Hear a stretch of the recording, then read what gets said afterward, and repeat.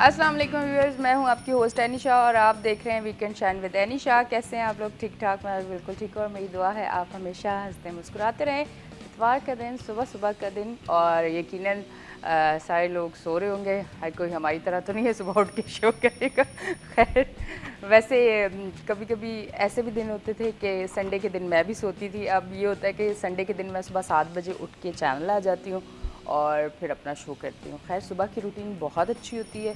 रात की नींद सेहत के लिए बहुत ज़्यादा अच्छी होती है, तो रात को सोना चाहिए और सुबह जागना चाहिए, जो कि हम कराची वाले, खैर मुझे और जगहों का नहीं पता कि पंजाब साइड पे या कहीं और शहरों में ये रूटीन होगी या नहीं होगी, पर कराची में ये रूटीन है कि कराची वाले लेट नाइट तक जागते हैं और दिन तक सोते हैं, और दिन को उठ के फिर वो काम पे जाते हैं और रात देर तक काम करते हैं। अच्छा, अब आप सोच रहे होंगे कि लॉकडाउन में कौन सा रात देर तक काम है, 8 बजे 6 बजे सारी चीज़ें बंद हो जाती हैं, पर कुछ काम जो है वो छुप छुप के भी चलते हैं ना, वो चल जाते हैं। तो इस तरह से, पर बहरहाल कहने का मकसद ये है कि रात की नींद लाजमी है, रात को आप सोएं। जब आप रात को सोते हैं तो आपकी स्किन भी अच्छी होती है, आपकी सेहत भी अच्छी होती है, आपका वेट भी नहीं बढ़ता और काफ़ी मामलात आपके सेट रहते हैं। अच्छा, इतने जितने मुझे पता थे वो मैंने आपको बता दी। जहाँ मैं नहीं बता पाऊँगी वहाँ मैंने डॉक्टर आज बुलाए हैं, उनसे पूछ लूँगी। अच्छा जी, साथ साथ आप हमें लाइव कॉल कर सकते हैं। लाइव कॉल करने के लिए आपकी टीवी स्क्रीन्स पे हमारे फ़ोन नंबर आ रहे हैं, आप हमें कॉल करके मुझसे भी बात कर सकते हैं, हमारे गेस्ट से भी बात कर सकते हैं। और अगर आप कुछ चाहते हैं कि हमारा शो और अच्छा हो जाए, उसके लिए कुछ बताना चाहते हैं तो ज़रूर कॉल करके बता सकते हैं। इसी तरह अपनी मोहब्बत और प्यार मुझे देता रहना है। कॉल करके मोहब्बत और प्यार नहीं देना, सिर्फ ये बताना है कि शो किस तरह और बेहतर हो सकता है। अच्छा जी, हमारे साथ हमारे गेस्ट मौजूद हैं, उनको वेलकम करते हैं। सबसे पहले जो हमारे पहले गेस्ट हैं उनका नाम है जी जावेद अरशद, और वो हैं डॉक्टर। अस्सलाम वालेकुम, कैसे हैं आप? ठीक हैं? अच्छा जी, इसके बाद हमारे जो दूसरे गेस्ट हैं वो जी हर दिल अज़ीज़, और यकीनन आप जानते होंगे जब मैं नाम लूँगी और कैमरा उस तरफ जाएगा तो आप यकीनन पहचान जाएंगे। बड़ी मशहूर शख्सियत है टीवी पे भी और अपने काम में भी, और बोलते भी बहुत अच्छा और बहुत खूबसूरत अंदाज में बोलते हैं और बहुत पसंद करते हैं। मैं भी उनको बहुत ज़्यादा पसंद करती हूँ। हमारे साथ मौजूद हैं ख्वाजा नवीद साहब। अस्सलाम वालेकुम, कैसे हैं आप? अच्छा जी, हमारे साथ जो हमारे तीसरे गेस्ट हैं वो भी डॉक्टर है। आज हमने सोचा डॉक्टर हमारे शो पे 2 तो होने चाहिए। हो सकता है कुछ मसाइल आपको पैदा हो चुके हो जो कि आप चाह रहे हो कि मेरे शो पे कॉल करके पूछ लें, तो इसलिए आज हमने 2 डॉक्टर जो हैं वो अपने शो पे बुलाए हैं। तो दूसरे भी हमारे साथ डॉक्टर हैं सैयद वसीम हाशिम। अस्सलाम वालेकुम, कैसे हैं आप? ठीक हैं? अच्छा, ये बताएं कि ईद के बाद, अब ईद तो गुजर चुकी है, अब पुरानी हो गई है, पर कुछ लोगों की 15 दिन ईद चलती है। 15 दिन उनकी ईद चलती है जिन लोगों को 15 दिन ईद ही मिलती है। ठीक है? अच्छा, हाँ हाँ, इलेक्ट्रीशियन, इनकी 15 दिन तक ईद खत्म ही नहीं होती। मैंने कल प्लम्बर को बुलवाया, मैं कहती हमारी तो ईद चल रही है। हाँ, यही तो मैं आपसे कह रही हूँ कि 15 दिन ईद जो है वो कुछ लोगों की चलती रहती है और कुछ लोगों की 3 दिन में इसलिए ख़त्म हो जाती है क्योंकि उसने ईदी देनी होती है, तो वो 3 दिन में ख़त्म कर देते हैं कि भाई अब और ज़्यादा नहीं। अच्छा जी, साथ साथ हमारे हाईकोर्ट का स्टाफ तो मुहर्रम तक ईदी मांगता रहता है। अच्छा, क्या बात भाई है। अब तो मुहर्रम आ गया। हाँ, मतलब पूरे साल का वो जमा कर लेते होंगे ना। क्या बात है। अच्छा जी, मैं आपकी तरफ आऊँगी। ये बताएं, कोरोना के ऊपर थोड़ी सी बात पहले स्टार्ट में कर लेते हैं, क्योंकि इस टाइम पे 3rd वेव आ चुकी है, क्या है वो तबाही वाली आ चुकी है। और आप देखें पड़ोसी मुल्क में तो जो अल्लाह माफ़ करे जो सिचुएशन है, जो हम लोग देख रहे हैं, जो पता चल रहा है, तो वो तो बहुत खौफनाक है। तो ये बताएं, कराची में जो ये 3rd वेव आई है, आपको क्या लगता है ये उससे ज़्यादा ख़तरनाक आई है या उसी लेवल की आई है? या कह रहे हैं ना कि कोरोना भी शक्ल बदल बदल के आ रहा है, ये सियासतदान हो गए कि बंदा शक्ल बदल बदल के और खौफनाक होके आता है। हाँ बिल्कुल। अगर आप किसी भी ऑर्गेनिज्म के साथ छेड़छाड़ करेंगे तो वो, हम लोग भी अपनी प्रोटेक्शन करते हैं ना, फोर्स बनाते हैं। ऑर्गेनिज्म भी एक ज़िंदा चीज़ है, ठीक है, वो भी अपनी शक्ल बदल लेता है ताकि जो उसके लिए आपने फोर्स क्रिएट की है वो उसको डॉज दे सके। कोरोना के साथ भी बिल्कुल यही हिसाब है। इट इज़ बीन, ये बड़ा कंट्रोवर्शियल है कि ये नेचुरल चीज़ है या क्या है, लेकिन अब जो वैक्सीन बन रही है, ठीक है, और जो पूरी दुनिया में चल रही है, मेरा ख्याल है कि मेरी बात से बहुत से लोग उछलेंगे, लेकिन 7.5 अरब आबादी है पूरी दुनिया की। मैंने वैक्सीन अभी लगवानी है, आप मुझे बता दें, मैं लगवा लूँ या फिर मैं कैंसिल कर दूँ? 2 डोज लग रहे हैं। हाँ। ठीक है, मतलब 15 अरब डोजेज हैं। कम से कम एक डोज है $10 का। ठीक है, राइट। अभी तो फेज़ 3 ट्रायल के ऊपर वो मुफ्त लग रही हैं सबको, लेकिन अल्टीमेटली ये फिर फेज़ 4 पे जाएगा और पैसे दे के लगवानी पड़ेगी। 15 अरब डोजेस $10 पर, तो ये जो 4-5 कंपनी हैं, ये 4-5 मुल्क हैं, ये पूरी दुनिया का रेवेन्यू अपने पास इकट्ठा कर लेंगे इस कोरोना पे, ठीक है। और फिर वैक्सीन जो है, it's not the treatment of the disease. Vaccine जैसे बच्चों को डिप्थीरिया, मीजल्स, मम्प्स के लगते हैं, अच्छा। ये एक प्रोटेक्शन है फ्रॉम द अपकमिंग इन्फेक्शन, ठीक है। रिकॉर्ड ये बताता है WHO का कि जिन बच्चों को लगते हैं उसमें भी 100% वैक्सीन प्रोटेक्ट नहीं करती है। अच्छा। खाली 60% पब्लिक को प्रोटेक्ट करती है। अच्छा। 40% को फिर भी वो इन्फेक्शन का इम्कान रहता और होता है। ठीक है, सही। अच्छा जी, आपकी तरफ फिर आऊँगी, पर मैं अब आपकी तरफ आती हूँ। मुझे ये बताएं कि जब ये वैक्सीन लग रही होती है और जब हम इंजेक्शन लगवा रहे होते हैं, तो इसमें ज़रूरी होता है कि आपका कैमरा बहुत अच्छा होना चाहिए, 4K हो तो ज़्यादा अच्छा है, वरना मोबाइल तो वो होना चाहिए जिससे तस्वीर बड़ी अच्छी है। क्योंकि मैंने हर एक बड़ी शख्सियत को देखा है कि जब वो लग रहा है, अब डॉक्टरों ने कहा नहीं, अब मैं भी मोबाइल लेने वाली हूँ और अच्छे वाला। इसलिए कि अब डॉक्टरों ने कहा कि अब के वैक्सीन जो है ना वो बटक्स पे लगेगी। अच्छा। ताकि आप फोटो ना लें। आप हर बड़े आदमी के बटक्स देख सकते हैं। अच्छा। सही दिया मशवरा, ठीक है। ऑर्थोपेडिक सर्जन, तो किसी महफिल में जाएं तो बहुत से लोग जमा हो जाते हैं मशवरा, मुफ्त मशवरा लेने के लिए। मिनहास नाम है इसका। अच्छा। तो वो कहता है कि यार जब ये होता है तो बड़ा दिल चाहता है कि काश मैं गायनेकोलॉजिस्ट होता, ऑर्थोपेडिक सर्जन ना होता। क्या बात है। अच्छा, मैंने एक बार डॉक्टर सेटना को कहा था कि डॉक्टर साहब अगले जन्म में मैं डॉक्टर सेटना बनूंगा। क्या बात। अच्छा, मरहूम अल्लाह बख्शे उनको। आमीन आमीन। अच्छा, ये बताइएगा, मुझे आपसे ये सवाल करना है कि अक्सर औरतों की बड़ी ख्वाहिश होती है कि वो जब मतलब एक सबसे बड़ी ख्वाहिश होती है माँ बनना, क्योंकि औरत मुकम्मल ही तब होती है कि जब वो माँ बनती है, ठीक है। और उसके साथ साथ औरत को बहुत ज़्यादा, अच्छा मर्द भी, ये ज़रूरी नहीं है कि बीवी ही चाहती है कि वो शौहर को बताए कि हमारे यहाँ बेटा होने वाला है या बेटी। खैर, ये कुछ लोगों का मुझे लगता है कि अब सोच है कि बेटा हो। वैसे मुझे लगता है कि सबको बेटियाँ ज़्यादा प्यारी होती है, मुझे भी यही अच्छा लगता है कि बेटी होनी चाहिए। हाँ बिल्कुल, बेटियाँ ही, क्योंकि मैं खुद एक औरत, तो मुझे बेटी से रौनक होती है। हाँ बिल्कुल। पर ये होता है ऐसा कि औरतें जो है वो जब माँ बनने वाली होती हैं तो उन अल्ट्रासाउंड जो है वो करवाती हैं और वो पता करना चाहती हैं कि ये बेटा है या बेटी है। एक तो ये चीज़ कि ये वाकई 100% में से कितने परसेंट ये बात सच है कि वाकई ये सच्चाई है, इसे पता चल जाता है। और दूसरी चीज़ जो है वो अल्ट्रासाउंड क्या हमारी सेहत के लिए मुज़िर नहीं है जो हम अल्ट्रासाउंड करवाते हैं। और इस सिचुएशन में जबकि हमें कहा जाता है कि हम औरत बहुत ज़्यादा नाजुक हो जाती है और बहुत नाजुक सूरत हाल में होती है, और अभी मैं बहुत नाजुक सूरत हाल, मच्छर जो है ना वो उसको भी आप अच्छी लग रही है। नहीं असल में बार बार आप ही के में जा रहा है वो, हालांकि हम सब बैठे हैं। हाँ, नहीं वो क्या कहते हैं, वो गुड़ रखा हुआ होता है तो मक्खियाँ खुद ही आती, हम पे आएगा तो मर जाएगा। वही ना, वो क्या, अगर आप कभी कोई मीठा रख ले तो वो मक्खियाँ उस पे आ रही होती है। मुझे कुछ ऐसे ही लग रहा है, मैं कब से कोशिश कर रही हूँ। मैं उस मच्छर को काफी देर से देख रहा हूँ, जब से आप हटा रही हैं वो फिर वहीं आ जाता है। फिर वहीं आ जाता है। अच्छा जी, आपकी जाने बड़ा मुस्तकिल मिजाज मच्छर है। बिल्कुल जी। अच्छा जी, मैं फिजिशियन भी हूँ और सोनोलॉजिस्ट भी हूँ। अच्छा। And I am doing ultrasound from last 32 year. 32 साल से मैं अल्ट्रासाउंड कर रहा हूँ। अच्छा। तो बड़ा अच्छा सवाल आपने किया कि अल्ट्रासाउंड सेहत के लिए मुज़िर है कि नहीं। ये एक मिसकंसेप्शन था पहले कि ये सेहत के लिए नुकसानदेह है, लेकिन ये ऐसा नहीं है। अच्छा। बहुत से लोग अब भी समझते हैं कि ये नुकसानदेह और इसकी वजह से बच्चे को, लेकिन यहाँ मैं ये बताता चलूँ आपको कि अल्ट्रासाउंड जो है ये साउंड का प्रोपगेशन है। It is a sound wave, it is not a radiation. जिस तरह एक्सरे में रेडिएशन होता है, सीटी स्कैन में रेडिएशन होता है, एमआरआई में रेडिएशन होता है, तो ये रेडिएशन जो है ना वो बॉडी के लिए नुकसानदेह है। जबकि साउंड वेव जो है, अल्ट्रासाउंड जो टेक्नोलॉजी है, ये सेहत के लिए मुझे नहीं है। तो इसीलिए, और आपको ये बात भी मैं बता दूं कि दुनिया में सबसे ज़्यादा अल्ट्रासाउंड जो होता है, अगर फर्ज कीजिए कि 1 लाख अल्ट्रासाउंड हो रहा है तो 70,000 अल्ट्रासाउंड फीमेल्स का होता है, और उस 70,000 में से फिर समझ लें 50,000 अल्ट्रासाउंड जो होता है वो प्रेग्नेंट लेडीज़ का होता है। तो अगर ये नुकसानदेह होता तो फिर तो जो है ना कभी भी नहीं होता। इसको कॉन्ट्राडिक्शन करना चाहिए ना, नहीं होता है, कुछ नहीं है।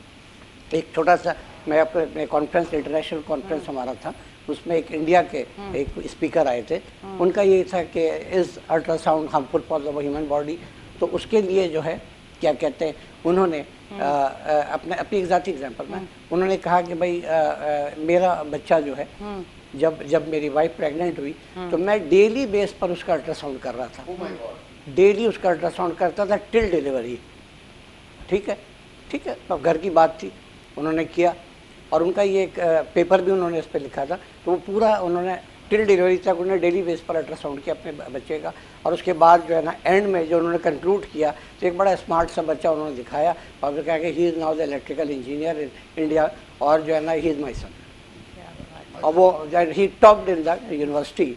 तो फिर जो है ना हार्मफुल कैसे हुआ, करना था सर, वो तो सही जीवन सीख के आ गया। लेकिन अच्छा, प्रेग्नेंट औरतें नहीं अल्ट्रासाउंड, वैसे अल्ट्रासाउंड प्रेग्नेंट औरतों के लिए नहीं है। अल्ट्रासाउंड अगर आपको इन्फेक्शन हो जाता है तो कुछ इन्फेक्शन ब्लड में आते हैं, और मेरे ख्याल से कुछ जो है वो अल्ट्रासाउंड में आपको दिखते हैं जो यूट्रस में कितना हद तक देखें, उस पे अल्ट्रासाउंड पे आपको ये नहीं नजर आता इन्फेक्शन, आपको एडिमा नजर आ जाएगा, ये सब चीजें नजर आएंगी, बट नॉट द इन्फेक्शन। अच्छा, मैं पिछले दिनों एक पर्सनल कुछ चीज़ ऐसी हुई किसी बहुत करीबी जानने वाले की, कि उसको इस तरह का प्रॉब्लम हुआ, तो उसको जो ब्लड टेस्ट और ये सारी चीज़ें हुई थी उसमें नहीं पता चल रहा था, फिर उसका अल्ट्रासाउंड हुआ तो उसमें पता चला कि उसको फंगस हो गया। कहाँ पे? यूट्रस में फंगस। अच्छा, हाँ, अल्ट्रासाउंड के ऊपर। हाँ, उनको अल्ट्रासाउंड। अब मुझे देखिए, मैं डॉक्टर हूँ नहीं, तो अब आपने कोई जवाब देना तो देख ले, बाकी भी डॉक्टर देख रहे हैं, आपने खुद आगे जाके जवाब डॉक्टर जिसने अल्ट्रासाउंड पे फंगस डिटेक्ट कर लिया ना, वो दोबारा उसको नोबेल मिलना चाहिए। देखिए अल्ट्रासाउंड के अंदर, अच्छा, मुझे भी यही जब पता चला तो मैंने कहा अच्छा ठीक है, मतलब मेरे लिए तो ये चीज़ इसलिए नहीं थी कि मैंने ये बातें, ये फंगस वाली और ये सारी चीज़ें इस पहलू से कभी सुनी नहीं थी, मैंने पहली बार इस पहलू से। अल्ट्रासाउंड के अंदर जो हम देखते हैं ना, बड़ी मेजर किस्म की दो चीज़ों को हम देखते हैं। एक तो ये है कि कोई ट्यूमर या मास है किसी भी ऑर्गन में, अल्लाह ताला ने जिगर, गुर्दा, पित्ता, किडनी, लुबलुबा, मसाना, बहुत सारे ऑर्गन्स हैं, किसी भी ऑर्गन में आप जो है ना उसको हम ट्यूमर को पहले डायग्नोज करते हैं, फिर सोनोलॉजिकली हम उसको डिफाइन करते हैं कि ये ट्यूमर कैंसर वाला है कि नॉन कैंसरस, यानी बेनाइन है या मैलिग्नेंट है, but that is suggestive for, it is not confirmative, confirm नहीं है वो। फिर हम एडवाइस करते हैं कि इसका आप बायोप्सी करवाओ, तो बायोप्सी आपको कंफर्म करता है कि ये मैलिग्नेंट यानी कैंसरस है या नहीं है। तो सोनोलॉजी में हम एक हद तक, फिर किसी के पित्ते में पथरी है, बड़ी आसानी से डायग्नोज हो जाता है, किसी के मसाने में पथरी, गुर्दे में पथरी, जो बड़ा कॉमन प्रॉब्लम है। मतलब अल्ट्रासाउंड जो है वो इस चीज़ के ज़्यादा, मतलब अगर आपको ये प्रॉब्लम है तो उसके लिए आप अल्ट्रासाउंड। वही आपसे कह रहा था कि अगर किसी डॉक्टर ने नया बना होगा ना डॉक्टर, फंगस डायग्नोज कर दिया तो उसको मैंने और भी शो में डॉक्टर बिठाने तारीफ नोबेल के लिए हकदार हो चुका है। ठीक है, नोबेल प्राइज मिलना चाहिए। हाँ, अच्छा जी, बस अब क्या कह सकते हैं, मेरी तो जॉब है। बात यह है कि हमारा माशरा जो है ना वो जनरली काफी, अच्छा, हो सकता है कि मुझे गलतफहमियों साथ हो सकता है कि उन्होंने कुछ ये पूछा हो भी हो सकता कि क्या सिचुएशन है, देखिए कवर भी करना होता है। 1.5 मिनट हो, मैं जरा सा बता दूं आपका टाइम, मुझे कवर भी करना है ना, इसलिए आपका टाइम बड़ा कीमती है, उसी में बता रहा हूँ। एक कोई वकील था हैदराबाद में, उसने जनरल ज़ियाउल हक को खत लिखा कि मेरी बहन को कैंसर था और हमने फलां हकीम साहब से इलाज करवाया और वो कैंसर ठीक हो गया। तो ज़ियाउल हक साहब ने, वो कैंसर डिपार्टमेंट के एक पत्नी हेड होते थे जिना अस्पताल के, नकवी साहब ये क्या बहुत बड़े डॉक्टर थे, उन्होंने, उनका नंबर 2 था डॉक्टर एजाज, उससे कहा कि आप टीम लेके हैदराबाद जाएं और उस हकीम से मुलाकात करें। वो बेचारे अपनी टीम लेके गए, पहले तो हकीम ने बड़ा इतराज़ मजाक उड़ाया, फिर बोला आ गए ना आखिर मेरे पास, और ये और वो। खैर वो डॉक्टर साहब बड़े पेशेंट थे, हमारे दोस्त भी थे, सारी बातें उन्होंने सुन ली। आखिर में डॉक्टर साहब ने पूछा कि ये डायग्नोज किसने किया था कि ये कैंसर है? तो पता चला डायग्नोज भी हकीम ने किया था कि कैंसर है, और इलाज भी उसी ने करके कहा कि अब ठीक हो गया। अब ठीक हो गया। और हिस्ट्री ली तो पता चला कि वो हकीम साहब के पास जाने से पहले 3 महीने तक ब्रॉड स्पेक्ट्रम एंटीबायोटिक लेती रही है। तो उन्होंने डॉक्टर साहब मुझे समझाया कि बाद एंटीबायोटिक का असर कैसे होता है, वो हमारे एंटीबायोटिक से ठीक हो गई। हकीम ने कहा मैंने कैंसर ठीक कर दिया। नवीद साहब जो कह रहे हैं को रिपोर्ट दी, सर ये डायग्नोज भी उसी ने किया था और इलाज भी उसी ने किया। जो नवीद साहब कह रहे हैं वो ये, इसके एक जुमले में ये कि घर की बात घर में रह गई। ये फंगस वाला भी वही है। हाँ, वही है। अच्छा, नहीं हो सकता है है कि मुझे शायद मुझे आधी बात बताई हो सकता है, उन्होंने हिस्ट्री ली हो केस की पूरी और पहले कोई टेस्ट कुछ इस तरह की चीजें। हाँ, मेरा मकसद किसी का हाँ, हार्ड करना नहीं है, नहीं बिल्कुल, लेकिन क्योंकि हम लोग एक सच बात है कि इतना टाइम नहीं होता कि पूरी बात सामने वाले की सुने। गलत इंफॉर्मेशन लेना और गलत इंफॉर्मेशन देना ये ज्यादा बड़ा जुर्म है। बिल्कुल, तो इसीलिए मैंने फौरन से कि हैंड ब्रेक लगा कि नहीं बाबा कल को पता चले वो भी इधर आके बैठे हुए हो, फिर मामला संभालना देर हो जाएगी, हाथ नहीं आएगा। तो इसलिए अब मामला ज़्यादा ख़राब हो, क्योंकि जब आ जाता है एक वक्त, वो वक्त ऐसा होता है कि वो रात को 11:30 बजे भी आ जाए तो अनाउंस करना पड़ता है, और अगर हमारे 5 मिनट के बाद भी पता चल जाए कि ब्रेक है तो हमें लेनी पड़ जाती है। अच्छा जी, हमारे शो में आ गया एक छोटी सी ब्रेक का टाइम, तो कहीं ना जाएं, देखते रहें हमारा show weekend shine with Anisha. लेते हैं एक छोटी सी ब्रेक, मिलते हैं ब्रेक के बाद।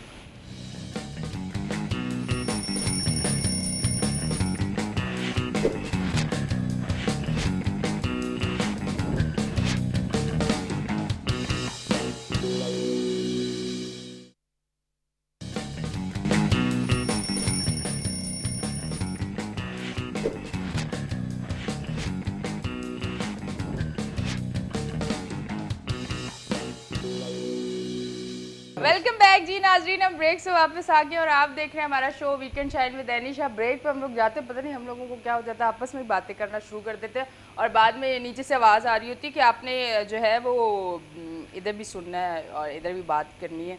और चले खैर, हमारा शो बड़ा ज़बरदस्त चल रहा था, बहुत सारे सवाल अभी भी और करने। अच्छा, जल्दी से आपने मुझे जवाब देना जो कि मैं आपसे ब्रेक पे जाते वक्त सवाल करके गई थी कि ये किस हद तक, कितनी हद तक, मतलब कितने फ़ीसद सच होता है और सही होता है कि बेटा है या बेटी है, क्योंकि लोगों को बड़ा शौक होता है पहले पता करना। अच्छा, फिर औरतों को शायद इसलिए भी होता है कि वो कपड़े फिर उस हिसाब से बना ले, क्योंकि लड़का लड़की के कपड़े नहीं पहन सकता, लड़की लड़के के कपड़े पहन सकती है, फिर ये थोड़ा प्रॉब्लम होता है। तो इस वजह से कोशिश होती है कि आप बता दें, तो ये कितनी फ़ीसद सही होता है? मैं आपको ये बताऊँ कि पहली बात तो ये कि जेंडर जो है बताना ही नहीं चाहिए, ये एथिकली गलत है। हाँ, क्योंकि बहुत सी जगह बहुत से लोग जो है जब पता चलता है बेटी है तो वो जो है ना अबॉर्शन करवा देते हैं। इंडिया में तो 100% करा देते हैं। ओह, तो अच्छा। वहाँ तो यहाँ वैसे एथिकली मना है नहीं, लेकिन हम जेंडर सिर्फ उस वक्त देखते हैं जब हम कोई सिस्ट वगैरह हम देखते हैं बच्चे फिटस के जो है ना लोअर एब्डोमेन में,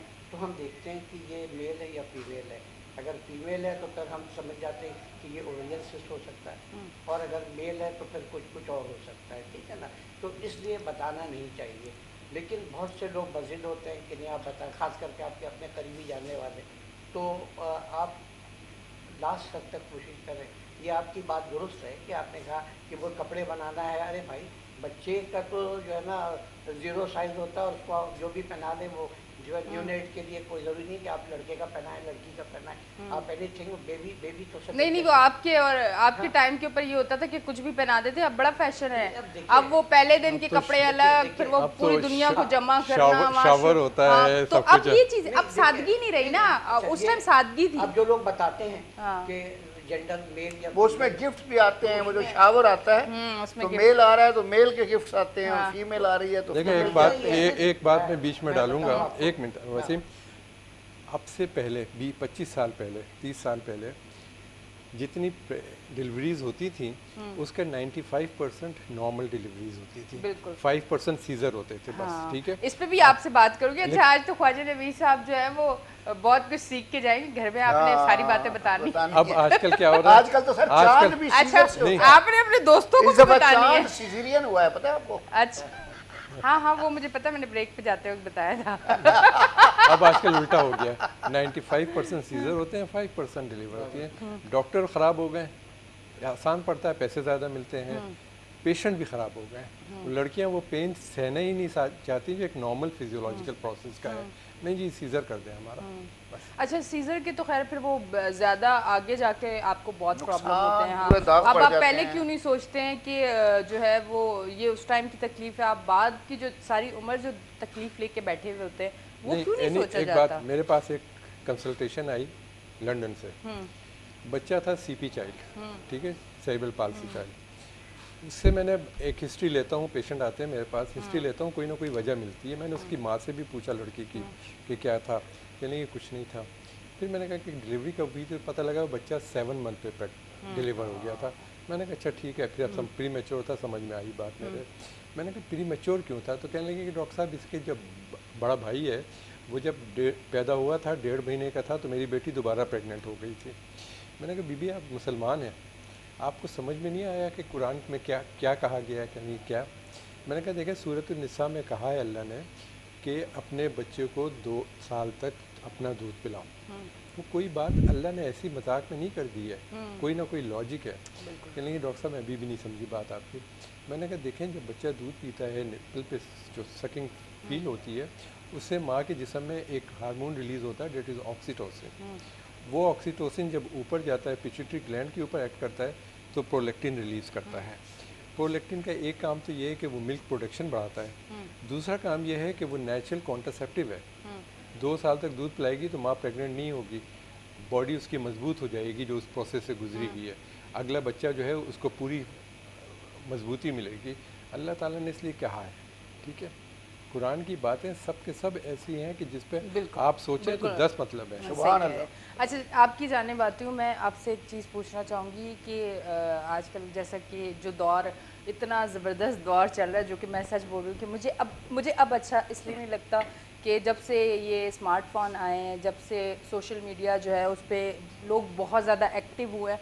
अच्छा आप पॉजिटिव एक्टिव हों तो समझ आता है, उसको नेगेटिव वे में जब आप यूज़ करते हैं तो फिर वो रिज़ल्ट जो है वो नेगेटिव अच्छे नहीं आते रिज़ल्ट। तो लड़कियां जो है, मैं लड़कियों के बारे में कहूँगी क्योंकि मैंने एक चीज़ बचपन से सीखी, और जो जिस घराने में मैं पैदा हुई हूँ और जिस तरह की मेरी परवरिश हुई है, तो मैंने चाहे आज मीडिया में हूँ कुछ भी है, पर मुझे वो चीज़ें नहीं भूलती कि औरत को अपनी इज़्ज़त खुद संभालनी होती है, सारी चीज़ें खुद देखनी होती है, इज़्ज़त से बढ़ के कोई चीज़ नहीं है। पर आजकल लड़कियाँ सोशल मीडिया पे दोस्तियाँ करती हैं, मोहब्बत करती हैं, प्यार करती हैं, उसके बाद वीडियो कॉल और बहुत ज़्यादा चीज़ें हो जाती हैं। अच्छा उसके बाद कुछ लोग जो है वो घर वाले मान भी जाते हैं। अच्छा वैसे कम मुझे लगता है कोई 1% शादी तक जाता होगा, आपका क्या कहना है, ऐसा है? मुझे तो लगता है 1% वाली मोहब्बत, हाँ वो वाली मोहब्बत, हाँ बिल्कुल एक्स्ट्रा करिकुलर होता है, हाँ बिल्कुल शुगल मेला, शुगल मेला डॉक्टर साहब बता रहे हैं। अच्छा ऐसा कोई ये जिस तरह से लड़का लड़की अब भाग के घर से, अगर लड़की बालिग नहीं है और वो शादी कर लेती है कोर्ट मैरिज या कोई मौलवी बुला के, क्योंकि आपको पता है ना कि पैसा जो है वो, अब पैसे सारी चीजें, आप पाकिस्तान में तो पैसे से कुछ भी कर सकते हो जाता है, लेकिन अब तो कानून बन गया है। हाँ उसके लिए मैं आपसे 18 पूछना, साल से कम उम्र की लड़की का जो मौलवी निकाह पढ़ाए, मौलवी भी अंदर हो जाता है। अच्छा फिर लड़की के लिए और तो लड़के के लिए क्या है? भी अरेस्ट कर लेते हैं। हाँ लेकिन अब ये कि वो निकाह जो है वो फासद है, मतलब उसको बातिल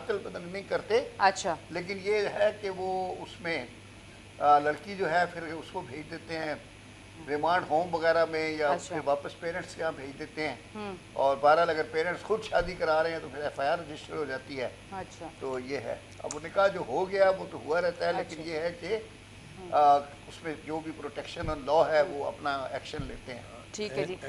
मौलवी अंदर हो जाता अच्छा ये है। सवाल पूछने का मौलवियों मकसद, की मालूमात के लिए बता रहा हूँ कि वो लड़का लड़की तो छूट जाएंगे, मौलवी अंदर हो जाएगा। अच्छा ये मैं सवाल पता किस लिए पूछा? हाँ। ये सवाल मैंने इसलिए पूछा कि जब मैं फेसबुक पे ऑनलाइन आती हूँ तो कुछ लोगों के स्क्रीनशॉट लगे हुए होते हैं जो कि मैं बड़े मज़े लेके पढ़ती हूँ, क्योंकि मुझे हैरत होती है कि लड़का लड़की को यकीन कैसे आ जाता है कि इस दौर में मोहब्बत होती है। मुझे तो यकीन आज तक नहीं आया और ना शायद आगे जाके कभी आएगा कि उसके बाद लड़का लड़की माँ बाप छोड़ के लड़की भाग के घर से निकल आती है और बाद में रिजल्ट क्या होता है, 2 दिन की शादी होती है, 2 दिन बाद लड़का भाग जाता है, लड़की दर दर के धक्के खाती है और उसके बाद अगर पकड़ी जाए तो ये सारी चीज़ें होती हैं।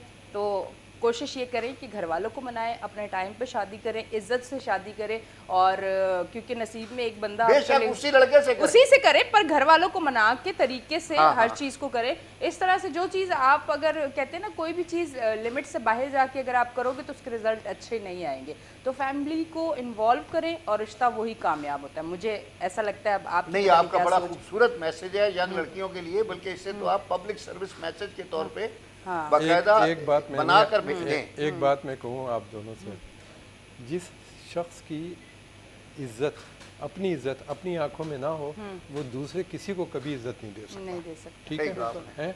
और पिछले प्रोग्राम पे मेरी बात आपसे हुई थी, जो एक असलम अराई साहब थे एजुकेशन वाले, तो मैं यही कह रहा था कि देखें ये बहुत अच्छी चीज़ है, ठीक है? इसको हमने बहुत गलत इस्तेमाल कर लिया है। गलत इस्तेमाल हम ही ने किया है, बड़ों ने। वो असलम अराई साहब क्रिटिसाइज कर रहे थे, मैंने रोक दिया था। अख्तर अराई थे शायद। अख्तर अराई थे, ठीक है।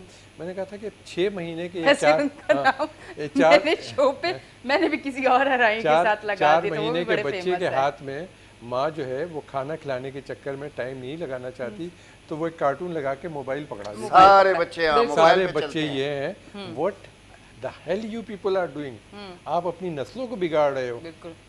वो उनको कार्टून बना रहे हैं। 4-6 महीने का बच्चा तो खुद से कुछ चीज़ नहीं करेगा, लेकिन 6 महीने पे जब शुरू कर देगा तो 2 साल में उसकी आदत होगी बिल्कुल। फिर आप उसको गालियां दे रहे हैं कि ये तो किसी चीज़ के हर वक्त मोबाइल हाथ में रहता है। अरे आप ही ने आदत डाली है इसको मोबाइल की। ठीक है जी। अच्छा, मैं आपकी तरफ आऊँगी और एक चीज़ ज़रूर आपसे पूछना चाहूँगी, क्योंकि अच्छा ये पहले आज से बहुत पुराने दौर में भी ये होता था कि बच्चियों की बहुत कम उम्र में शादी होती थी, और अब ये ट्रेंड फिर चला है और अब मैं फिर देख रही हूँ कि बहुत कम उम्र की बच्चियों की शादी होती है। आप देखेंगे माएँ भी जवान होती है और साथ बेटियाँ भी जवान होती हैं। खैर मुझे तो किसी हद तक ये चीज़ बहुत अच्छी लगती है कि जल्दी शादी हो जानी चाहिए, और जो है आप काफ़ी सारी चीज़ों से और मामलात से बचे रहते हैं। मुझे खुद पर्सनली ये चीज़ बहुत अच्छी लगती है। पर सेहत के हवाले से हमें नहीं पता कि जब कम उम्र एज या 16, 17 या 15 साल की एज में जब शादी होती है बच्ची की और वो जब माँ बनती है, क्योंकि जब वो शादी हुई है, निकाह हुआ है, एक रिश्ता बना है, तो अल्लाह जो है फिर वो उसको औलाद जैसी नेमत से भी ज़रूर नवाजते हैं। तो ये मुझे आप बताएं कि वो उनकी जब इतनी कम उम्र 15 या 16 साल की उम्र में जब औरत माँ बनती है तो उसके लिए कितनी मुश्किलात होती हैं, या आया वो जब बालिग हो जाए या 18 या 20 या 22 साल के बाद उसके लिए बेहतर होता है और उस पर जो है कम चांसेस होते हैं उसको, जिस तरह से अक्सर हम लोग केसेस में देखते हैं कि कम उम्र की एज में बच्चा हुआ और माँ दुनिया से चली गई। तो इस बारे में इसलिए आप बताएं कि हमें काफ़ी लोग देख रहे हैं, हो सकता है कि कुछ लोग अपनी बच्चियों की बहुत कम उम्र में शादी कर दें, 15-16 साल, अक्सर बच्चियां खुद भी कर लेती हैं, क्योंकि दौर इस तरह का चल रहा है कि बच्चियां खुद से शादी कर लेती हैं इस उम्र में, माँ बाप को पता भी नहीं होता, बाहर बहुत सारी चीज़ें हो जाती हैं। देखिए, मैं ये बताऊं कि मिनारकी हम कहते हैं उस वक्त को जब वो लड़की जो है उसकी पीरियड आना शुरू हो जाती है, तो मिनारकी के बाद जो है वो इस काबिल हो जाती है कि शी कैन बिकम प्रेग्नेंट। ठीक है, ओके, यानी आप कह सकती हैं कि वो शादी के काबिल हो गई। ठीक है। अब ये डिपेंड करता है कि वो कितनी हेल्दी है। पहले ज़माने में अगर आप देखें तो बहुत कम उम्र में शादी हुआ करती थी, और वो सब के सब जो है ना, मेरे ख्याल से नहीं। अब आप देखें ना कि उस ज़माने में अगर आप आज से 50 साल 60 साल पहले वाला एक वो देखें तो हर फैमिली में 5, 6, 7, 8, 10 तक भी जो है ना वो चाइल्ड बेयर कर सकती थी और ठीक है ना होता। लेकिन अब आप देखिए 2 से 3 या मैक्सिमम आप देख लें तो 3-4 सिवाय जो लो सोशो इकोनॉमिक कंडीशन में जो लोग हैं उनके वहाँ ज़्यादा होते हैं, लेकिन जो एजुकेटेड तबका है और वो उसमें इतना नहीं। तो बात यह है कि लेट की वजह है, तो जब आप लेट शादी करेंगे आफ्टर द एज ऑफ 25 या 30 पे अगर जाके करते हैं बहुत सारा, तो उसमें ये होता है कि क्या कहते हैं प्रेगनेंसी के चांसेस कम होते हैं। अच्छा, ठीक है, ये देखा गया है। हाँ, अच्छा। अब बहुत सारी इसकी वजूहत हैं, हार्मोनल चेंजेस और बहुत सारी चीज़ें और भी होती हैं, फिजिकल हेल्थ, फिर उसका एनीमिया और बहुत सारे और चीज़, वो फिर उसको डिटेल में हम नहीं जाना चाहेंगे। लेकिन ये है कि यंग एज में आफ्टर द एज ऑफ 14 जब उसको पीरियड आना शुरू हो, she is able to bear the child, वो बच्चा पैदा करने के और वो डिपेंड मतलब ये कि सेहतमंद हो, अगर मतलब ज़रूरी नहीं है कि सिर्फ मोटी नज़र आए, स्ट्रॉन्ग अंदर से, स्ट्रॉन्ग अंदर से एवरीथिंग हो सकता है। लेकिन अब जैसे कि जो है ना नबी साहब ने बताया कि अब गवर्नमेंट ने पाबंदी लगा दी कि 18 साल से पहले आप कर ही नहीं क्योंकि सकते। अगर आपने बता दिया तो गवर्नमेंट ने आपको भी पकड़ तो लेकिन यहाँ पर एक काउंटर क्वेश्चन मैं इनसे करूँगा कि क्या ये चीज़ गांव देहात में भी एप्लीकेबल है कि 18 साल से कम उम्र बस वो छापा पड़ जाता है तो वो बुढ़ा भी साथ ही पकड़ा जाता है। 70 साल का जो 16 साल की लड़की से कर रहा होता है ना, उसे थाने ले जाते हैं पूरी बारात को ही। देखें एक बात दूल्हा ये है समेत सरबाला भी थाने। डॉक्टर साहब ने जो तो वो बात सुहाग कही रात थाने है, में गुजरती है। डॉक्टर साहब ने जो बात की है 30-35 की और 15 साल की, ठीक है। अगर स्टैटिस्टिक्स उठा के देखें आप तो जो बच्चा है अगर 30-32 साल की माँ है उसमें प्रॉब्लम ज़्यादा आते हैं, अच्छा, पर 100 डिलीवरीज में। 13 साल 15 साल की बच्ची जो है उसमें बच्चे में इतने प्रॉब्लम ज़्यादा नहीं होते हैं। इम्पॉर्टेंट चीज़ ये है कि हर चीज़ गलत हो सकती है सवाए उसके जो कुरान में है। जब अल्लाह ताला ने कहा हुआ है कि ठीक है इस पे करो, ठीक है, लेकिन 2 साल तक दूध पिलाओ ताकि आप दोबारा प्रेग्नेंट ना हो। वो मकसद यही है कि आपका जिस्म मजबूत हो जाए। इस बात का अगला मतलब ये है कि वो उस चीज़ को अल्लाह ताला ने रोका है कि आपका जिस्म मजबूत नहीं हो और आप दूसरी प्रेगनेंसी पे चली जाएं तो प्रॉब्लम होगा आपको भी, बच्चे को भी। आज ख्वाजा नवीद साहब सोच रहे कि आज मैं आया क्यों, मैं आज सीख के क्या जाऊंगा, मैं घर में आज क्या बताऊंगा। मैं कब से देख रही हूँ ये कि प्रेगनेंसी कैसे करनी है? कभी आंखें यूं कर रहे, कभी यूं कर रहे, सोच रहे मैं इसके ऊपर क्या रिएक्शन दूं कि मतलब सवाल कुछ अलग तरफ ही जा रहे हैं, आज मुझे कहाँ बीच में फंसा दिए। अच्छा ये बताएं ख्वाजा साहब, आपकी शादी किस एज में हुई है? थोड़ी सी अपनी लाइफ, देखिए मेरी बात सुने, आपकी अपनी लाइफ को भी तो लोगों को पता होना चाहिए ना कि आपकी पर्सनल लाइफ क्या है, थोड़ी थोड़ी चीजें तो मेरी बतानी 27 साल की चाहिए। उम्र में। अच्छा 27 साल की, लव मैरिज अरेंज नहीं मैरिज? नहीं, अरेंज मैरिज थी, बल्कि 24 साल की उम्र में मंगनी नहीं हुई लव थी, तो आपने 3 बहुत साल किए मंगनी- होंगे, वो फिर लव तो मैरिज चलते क्यों नहीं रहते की? हाँ अच्छा, वो होते रहते हैं। शो आ रहा है आपके घर में, देख रहे हैं। आपने वापस घर में जाना है। वो आपने सुन लिया था। हर दफ़ा नवीद साहब एक नए जज्बे से करते हैं। वो पहला लब होता है, करते एक ही है। अच्छा जी, अच्छा अक्सर ये होता है कि हम लोग जो लोग देखें, अगर स्क्रीन पे नज़र आ रहे हो तो जैसे आपकी एक अपनी पहचान है, उससे हटके आपकी एक दूसरी भी पहचान है कि आप एक चैनल पे बहुत ज़बरदस्त शो करते थे जो बड़ा मशहूर था, लोग बड़ा शौक से देखते थे। उस टाइम को नोट करके मैं भी बड़ा देखती थी शौक से, मुझे बड़ा मज़ा आता था, बड़े अचानक से उसमें कुछ ना कुछ वो हो अभी जाता भी था। YouTube पे पड़े हुए हाँ, 200 के करीब बिल्कुल। प्रोग्राम है। तो फिर लोगों को होता है कि यार ये इसकी अपनी पर्सनल लाइफ क्या है, ये भी तो कभी पता चले ना। तो इसलिए आज मैंने एक दो चीज़ें मैंने कहा पता कर ही लूँ, क्योंकि अमूमन लोग हमें भी कहते हैं आप लोगों की भी तो पर्सनल लाइफ पता होनी चाहिए ना, कि आप लोग मैरिड है, अनमैरिड है, कैसी लाइफ आपकी क्या है, क्या चीज़ें नहीं है। मैं कहती बस ठीक है, जो छुपा हुआ है ऐसे छुपे ही रहने दे। उसी में बेहतरी है कि वो छुपा हुआ है। जिस चीज़ पे अल्लाह ने पर्दा डाला हुआ है हाँ, वो वो दूसरा पर्दे कौन में ही होता रहने है? दो। पर्दे भी रहने दे, बिल्कुल पर्दा ना उठाओ वरना भेद खुल जाएगा। बिल्कुल जी। अच्छा जी, हमारे सेगमेंट का टाइम ख़त्म हो रहा है इस टाइम पे, तो आपका बहुत बहुत शुक्रिया, आप तीनों हमारे पास तशरीफ़ लाए। कोशिश की कि तीनों से मैं बात कर सकूँ, वक्तन फ़वक्तन हर तरफ मैं आती रही, पर कहीं ना कहीं अगर मैंने नहीं कुछ माशाल्लाह आपकी कंपनी की वजह से टाइम पता ही नहीं चला। बहुत बहुत शुक्रिया। तो इंशाल्लाह नेक्स्ट टाइम फिर आपको ज़रूर बुलाएंगे। जी नाज़रीन, आपको जैसे कि पता है कि हमारे शो में अब आ गया है ब्रेक का टाइम, और अगर नहीं पता था तो बताने के लिए मैं बैठी हुई हूँ, और मुझे बताने के लिए एक यहाँ पे कोई बैठा हुआ होता है जो यहाँ से आवाज़ देता है। हाँ बिल्कुल। अच्छा, ये कहने का मकसद क्या है कि मुझे बताने वाला यहाँ बैठा हुआ होता है? इसका मकसद ये होता है कि अगर मैं यहाँ बैठ के शो कर रही हूँ तो इसका मकसद ये नहीं कि ये सिर्फ मैं शो कर रही हूँ।